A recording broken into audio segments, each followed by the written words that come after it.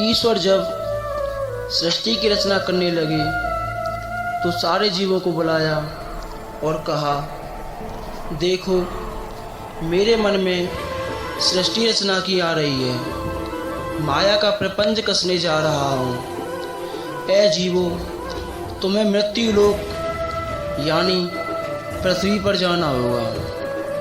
यह सुनकर सभी जीवों की आंखों में आंसू आ गए और कहने लगे, प्रभु आप हमें अपने आप से अलग करना चाह रहे हैं। आपकी अगर यही इच्छा है तो हमें स्वीकार है, लेकिन कुछ बात या कुछ करुणा ऐसी ज़रूर करना ताकि लौटकर बार बार हम आपके पास आएं। यह भाव और यह बात सुनकर ईश्वर की भी आंखें छलछलाने लगी। ईश्वर ने फिर एक काम किया।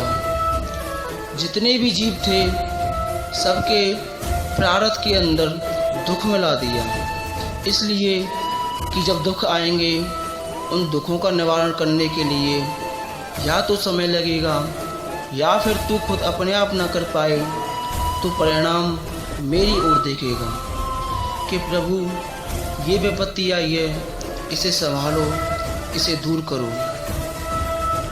तो इसलिए बंधुओं, संसार में कोई ऐसा मिलेगा ही नहीं जिसका ग्राफ वन साइड से ऊपर गया हो जाकर फिर नीचे ना आया हो।